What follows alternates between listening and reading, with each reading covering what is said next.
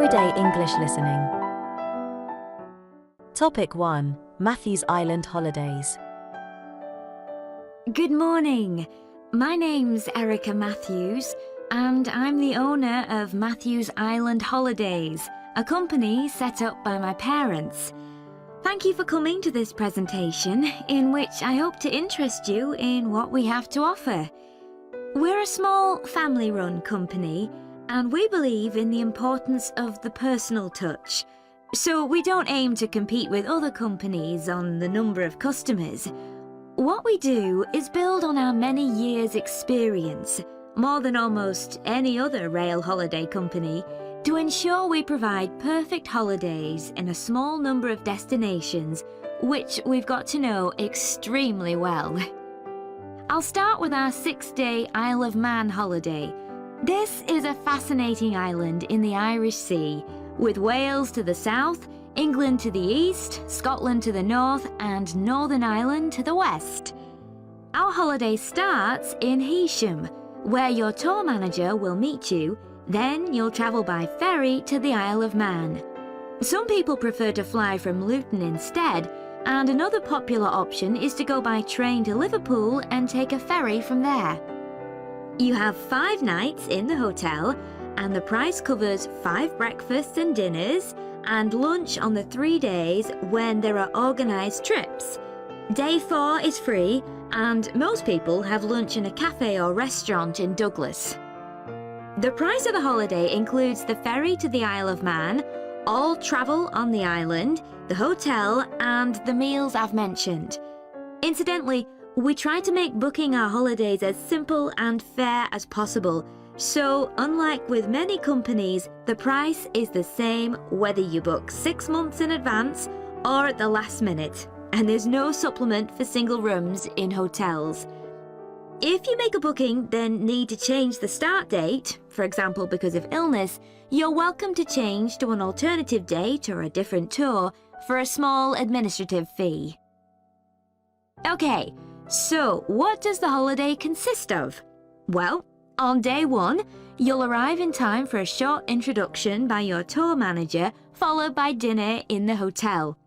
The dining room looks out at the river, close to where it flows into the harbour, and there's usually plenty of activity going on. On day 2, you'll take the coach to the small town of Peel, on the way calling in at the Tynwald exhibition. The Isle of Man isn't part of the United Kingdom, and it has its own parliament called Tynwald. It's claimed that this is the world's oldest parliament that's still functioning, and that it dates back to 979. However, the earliest surviving reference to it is from 1422, so perhaps it isn't quite as old as it claims. Day 3, we have a trip to the mountain Snaefell. This begins with a leisurely ride along the promenade in Douglas in a horse-drawn tram. Then you board an electric train which takes you to the fishing village of Laxey. From there, it's an 8-kilometre ride in the Snaefell Mountain Railway to the top. Lunch will be in the cafe, giving you spectacular views of the island. Day 4 is free for you to explore, using the pass which we'll give you. So you won't have to pay for travel on local transport or for entrance to the island's heritage sites. Or you might just want to take it easy in Douglas and perhaps do a little light shopping.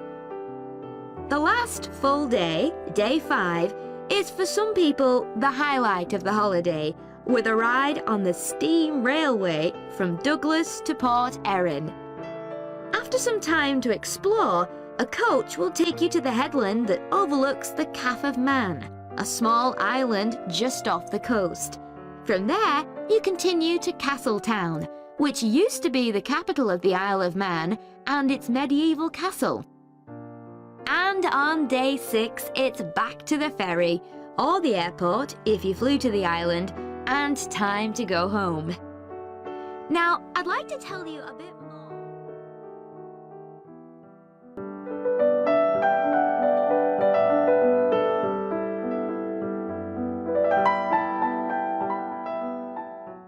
Topic 2. Eucalyptus tree. Today, I'm going to talk about the eucalyptus tree. This is a very common tree here in Australia, where it's also sometimes called the gum tree. First, I'm going to talk about why it's important. Then I'm going to describe some problems it faces at present. Right, well, the eucalyptus tree is an important tree for lots of reasons. For example, it gives shelter to creatures like birds and bats. And these and other species also depend on it for food, particularly the nectar from its flowers. So it supports biodiversity. It's useful to us humans too, because we can kill germs with a disinfectant made from oil extracted from eucalyptus leaves. The eucalyptus grows all over Australia, and the trees can live for up to 400 years. So it's alarming that all across the country, numbers of eucalyptus are falling because the trees are dying off prematurely. So what are the reasons for this? One possible reason is disease. As far back as the 1970s, the trees started getting a disease called Mundula yellows. The tree's leaves would gradually turn yellow, then the tree would die.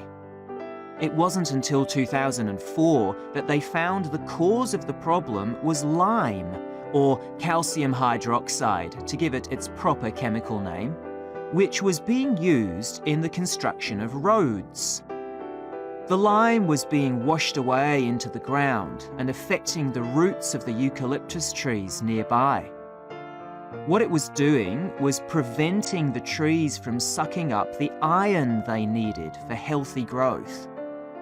When this was injected back into the affected trees, they immediately recovered. But this problem only affected a relatively small number of trees. By 2000, huge numbers of eucalyptus were dying along Australia's east coast of a disease known as bell miner-associated dieback. The bell miner is a bird, and the disease seems to be common where there are high populations of bell miners. Again, it's the leaves of the trees that are affected. What happens is that insects settle on the leaves and eat their way round them, destroying them as they go, and at the same time, they secrete a solution which has sugar in it. The bell miner birds really like this solution, and in order to get as much as possible, they keep away other creatures that might try to get it. So these birds and insects flourish at the expense of other species, and eventually so much damage is done to the leaves that the tree dies.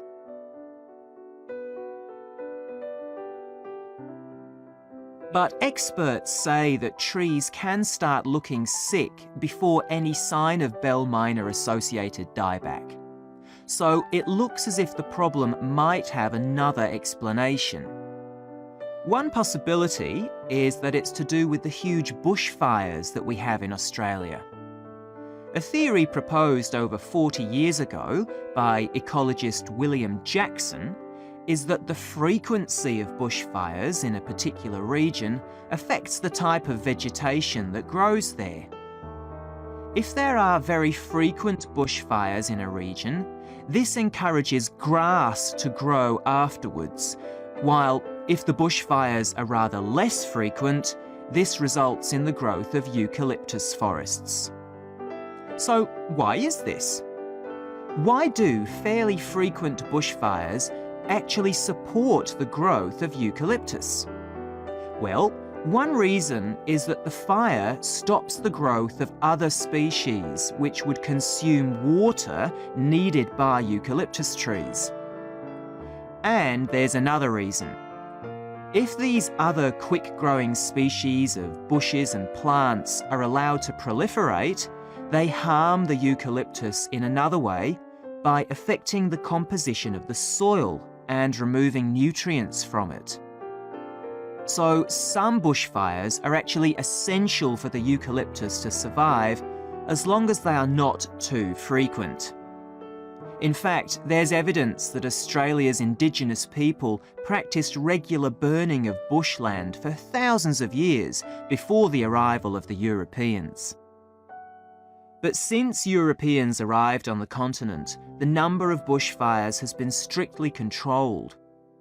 Now, scientists believe that this reduced frequency of bushfires to low levels has led to what's known as dry rainforest, which seems an odd name, as usually we associate tropical rainforest with wet conditions.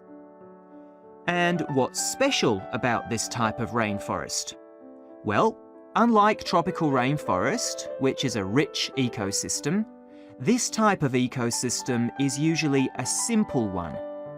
It has very thick, dense vegetation, but not much variety of species.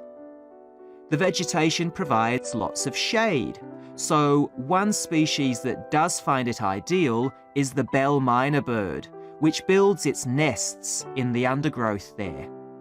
But again, that's not helpful for the eucalyptus tree.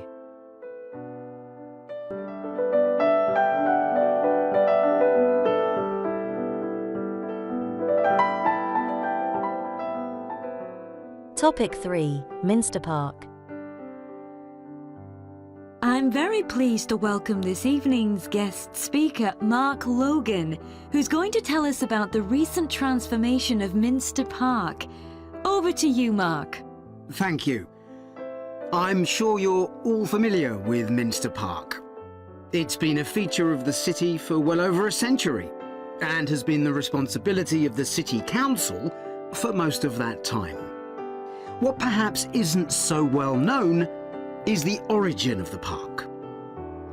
Unlike many public parks that started in private ownership, as the garden of a large house, for instance, Minster was some wasteland, which people living nearby started planting with flowers in 1892.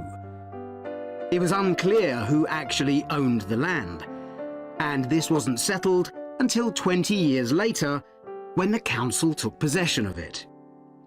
You may have noticed the statue near one of the entrances. It's of Diane Gosforth, who played a key role in the history of the park. Once the council had become the legal owner, it planned to sell the land for housing. Many local people wanted it to remain a place that everyone could go to enjoy the fresh air and natural environment. Remember, the park is in a densely populated residential area. Diane Gosforth was one of those people, and she organised petitions and demonstrations, which eventually made the council change its mind about the future of the land. Soon after this, the First World War broke out in 1914, and most of the park was dug up and planted with vegetables, which were sold locally. At one stage, the army considered taking it over for troop exercises and got as far as contacting the city council, then decided the park was too small to be of use. There were occasional public meetings during the war in an area that had been retained as grass. After the war, the park was turned back more or less to how it had been before 1914 and continued almost unchanged until recently. Plans for transforming it were drawn up at various times, most recently in 2013, though they were revised in 2015 before any work had started. The changes finally got going in 2016 and were finished on schedule last year. Okay, let me tell you about some of the changes that have been made and some things that have been retained. If you look at this map, you'll see the familiar outline of the park, with the river forming the northern boundary, and a gate in each of the other three walls. The statue of Diane Gosforth has been moved. It used to be close to the south gate, but it's now immediately to the north of the lily pond, almost in the centre of the park, which makes it much more visible. There's a new area of wooden sculptures, which are on the riverbank, where the path from the east gate makes a sharp bend. There are two areas that are particularly intended for children. The playground has been enlarged and improved, and that's between the river and the path that leads from the pond to the river. Then there's a new maze, a circular series of paths separated by low hedges. That's near the west gate. You go north from there towards the river and then turn left to reach it. There have been tennis courts in the park for many years, and they've been doubled, from 4 to 8. They're still in the southwest corner of the park, where there's a right-angled bend in the path. Something else I'd like to mention is the new fitness area. This is right next to the lily pond on the same side as the west gate. Now, as you're all gardeners, I'm sure you'll like to hear about the plants that have been chosen for the park.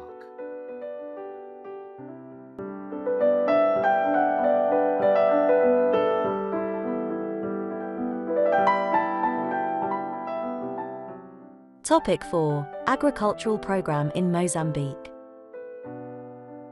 I'm going to report on a case study of a program which has been set up to help rural populations in Mozambique, a largely agricultural country in Southeast Africa. The program worked with 3 communities in Chikwalakwala district near the Limpopo River. This is a dry and arid region with unpredictable rainfall. Because of this, people in the area were unable to support themselves through agriculture, and instead they used the forest as a means of providing themselves with an income, mainly by selling charcoal. However, this was not a sustainable way of living in the long term, as they were rapidly using up this resource. To support agriculture in this dry region, the program focused primarily on making use of existing water resources from the Limpopo River by setting up systems of irrigation, which would provide a dependable water supply for crops and animals. The program worked closely with the district government in order to find the best way of implementing this. The region already had one farmers' association, and it was decided to set up 2 more of these. These associations planned and carried out activities including water management, livestock breeding, and agriculture. And it was notable that in general, women formed the majority of the workforce. It was decided that in order to keep the crops safe from animals, both wild and domestic, special areas should be fenced off where the crops could be grown. The community was responsible for creating these fences, but the program provided the necessary wire for making them. Once the area had been fenced off, it could be cultivated.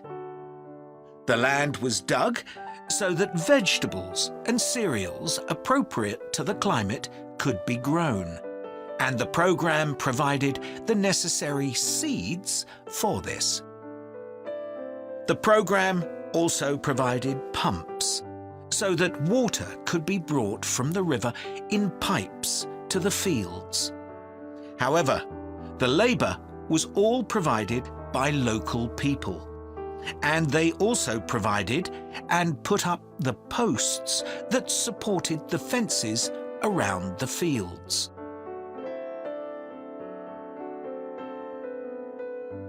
Once the program had been set up, its development was monitored carefully.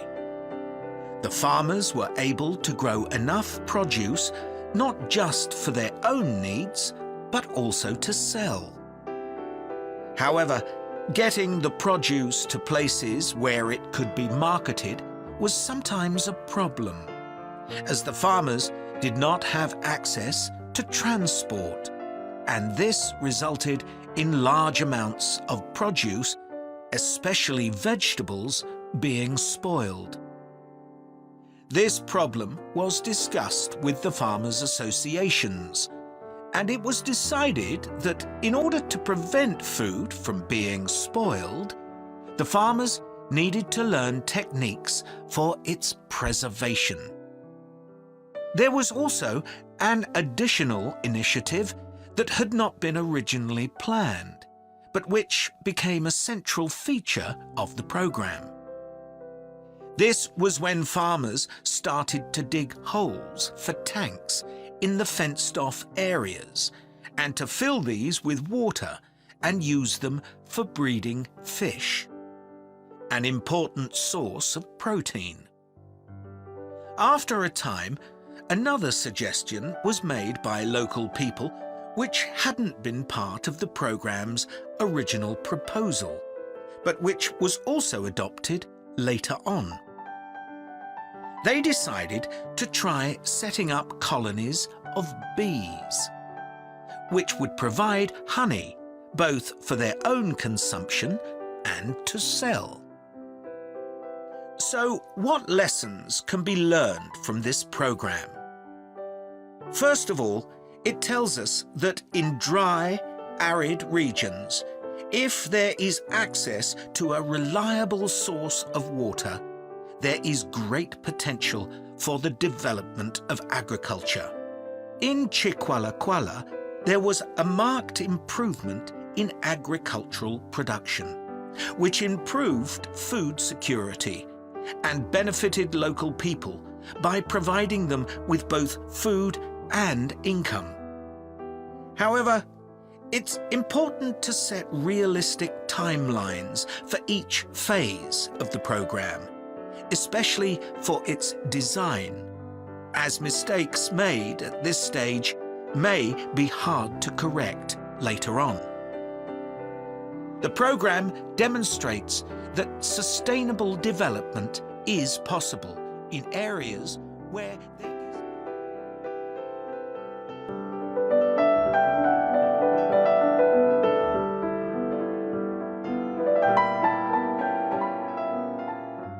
Topic 5. Early history of keeping clean. Nowadays, we use different products for personal cleanliness, laundry, dishwashing and household cleaning, but this is very much a 20th century development. The origins of cleanliness date back to prehistoric times. Since water is essential for life, the earliest people lived near water and knew something about its cleansing properties, at least that it rinsed mud off their hands. During the excavation of ancient Babylon, evidence was found that soap making was known as early as 2800 BC.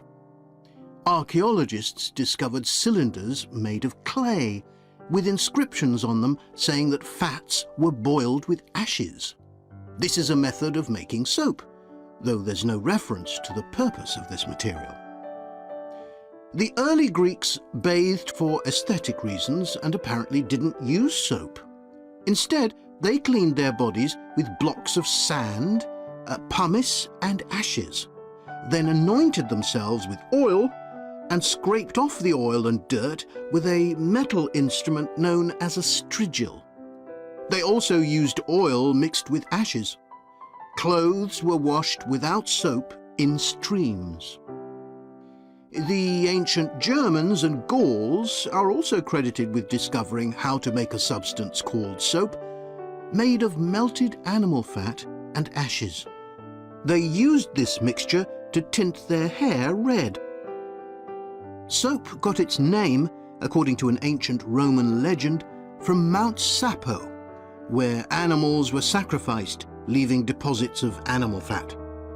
Rain washed these deposits, along with wood ashes, down into the clay soil along the River Tiber. Women found that this mixture greatly reduced the effort required to wash their clothes. As Roman civilization advanced, so did bathing. The first of the famous Roman baths, supplied with water from their aqueducts, was built around 312 BC. The baths were luxurious, and bathing became very popular. And by the 2nd century AD, the Greek physician Galen recommended soap for both medicinal and cleansing purposes.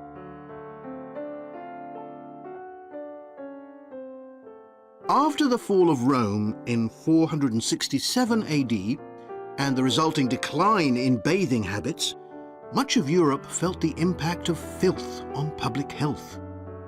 This lack of personal cleanliness and related unsanitary living conditions were major factors in the outbreaks of disease in the Middle Ages, and especially the Black Death of the 14th century. Nevertheless, soap-making became an established craft in Europe, and associations of soap makers guarded their trade secrets closely.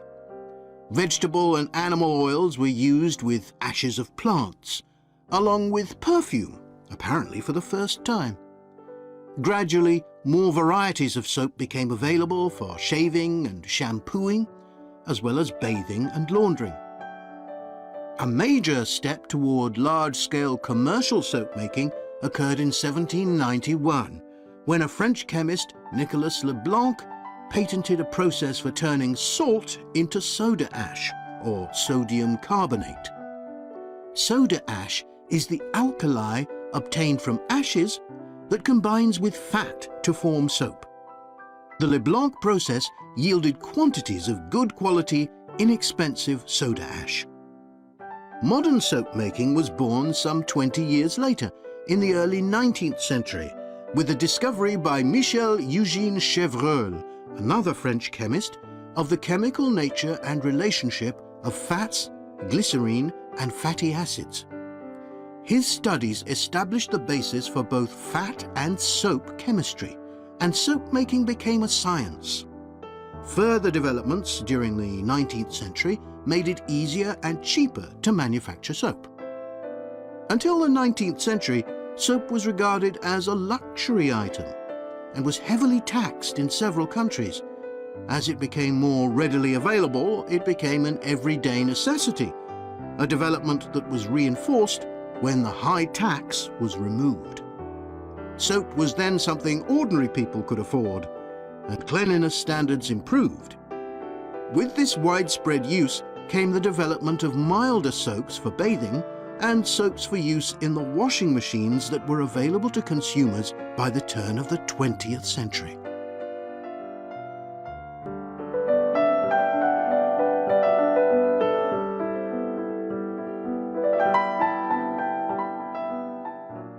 Topic 6. Croft Valley Park. As chair of the Town Council Subcommittee on Park Facilities, I'd like to bring you up to date on some of the changes that have been made recently to the Croft Valley Park. So if you could just take a look at the map I handed out, let's begin with a general overview. So, the basic arrangement of the park hasn't changed. It still has 2 gates, north and south, and a lake in the middle. The cafe continues to serve an assortment of drinks and snacks, and is still in the same place, looking out over the lake and next to the old museum. We're hoping to change the location of the toilets and bring them nearer to the centre of the park, as they're a bit out of the way at present, near the adventure playground, in the corner of your map. The formal gardens have been replanted and should be at their best in a month or 2. They used to be behind the old museum, but we've now used the space near the south gate, between the park boundary and the path that goes past the lake towards the old museum. We have a new outdoor gym for adults and children, which is already proving very popular. It's by the glass houses, just to the right of the path from the south gate. You have to look for it, as it's a bit hidden in the trees. One very successful introduction has been our skateboard ramp. It's in constant use during the evenings and holidays. It's near the old museum, at the end of a little path that leads off from the main path between the lake and the museum. We've also introduced a new area for wildflowers to attract bees and butterflies. It's on a bend in the path that goes round the east side of the lake, just south of the adventure playground. Now, let me tell you a bit more about some of the changes to Croft Valley Park.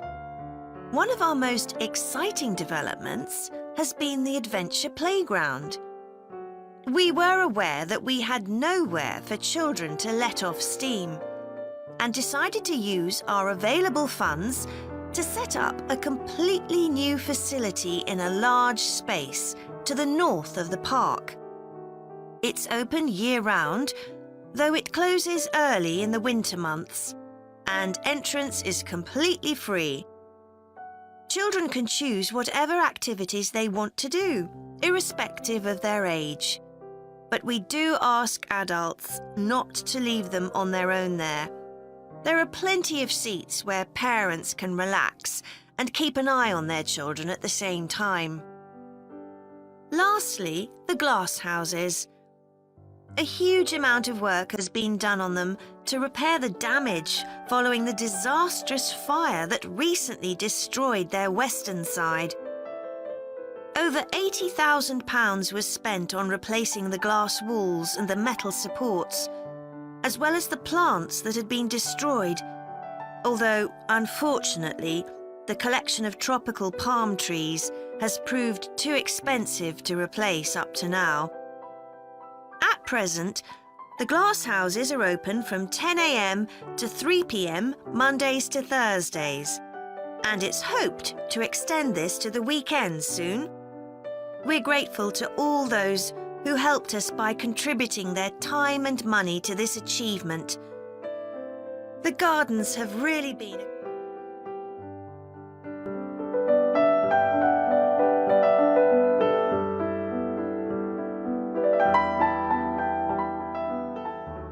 Topic 7. How the Industrial Revolution affected life in Britain. Hi everyone. In this session, I'll be presenting my research about the social history of Britain during the Industrial Revolution. I particularly looked at how ordinary lives were affected by changes that happened at that time. This was a time that saw the beginning of a new phenomenon, consumerism, where buying and selling goods became a major part of ordinary people's lives. In fact, it was in the 19th century that the quantity and quality of people's possessions was used as an indication of the wealth of the country. Before this, the vast majority of people had very few possessions, but all that was changed by the Industrial Revolution. This was the era from the mid-18th to the late 19th century, when improvements in how goods were made, as well as in technology, triggered massive social changes that transformed life for just about everybody in several key areas. First, let's look at manufacturing. When it comes to manufacturing, we tend to think of the Industrial Revolution in images of steam engines and coal. And it's true that the Industrial Revolution couldn't have taken place at all if it weren't for these new sources of power. They marked an important shift away from the traditional watermills and windmills that had dominated before this. The most advanced industry for much of the 19th century was textiles. This meant that fashionable fabrics and lace and ribbons were made available to everyone. Before the Industrial Revolution, most people made goods to sell in small workshops, often in their own homes. But enormous new machines were now being created that could produce the goods faster and on a larger scale, and these required a lot more space. So large factories were built, replacing the workshops and forcing workers to travel to work. In fact, large numbers of people migrated from villages into towns as a result.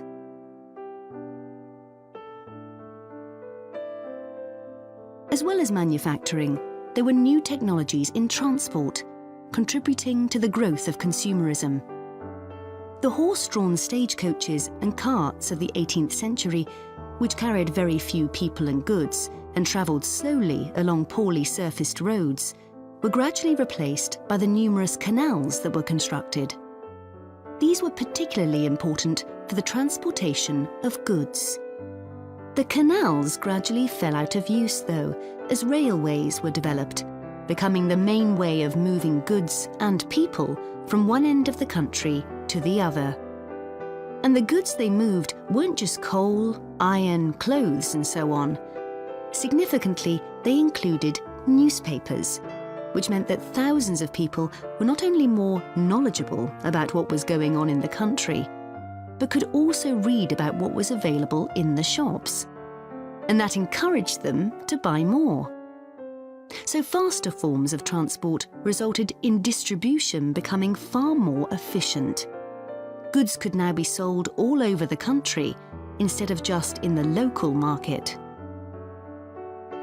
The third main area that saw changes that contributed to consumerism was retailing. The number and quality of shops grew rapidly, and in particular, small shops suffered as customers flocked to the growing number of department stores, a form of retailing that was new in the 19th century. The entrepreneurs who opened these found new ways to stock them with goods and to attract customers. For instance, improved lighting inside greatly increased the visibility of the goods for sale. Another development that made goods more visible from outside resulted from the use of plate glass, which made it possible for windows to be much larger than previously. New ways of promoting goods were introduced too. Previously, the focus had been on informing potential customers about the availability of goods. Now, there was an explosion in advertising trying to persuade people to go shopping. Flanders claims that one of the great effects of the Industrial Revolution was that it created choice. All sorts of things that had previously been luxuries, from sugar to cutlery, became conveniences. And before long, they turned into necessities. Life without sugar or cutlery was unimaginable. Rather like mobile phones these days.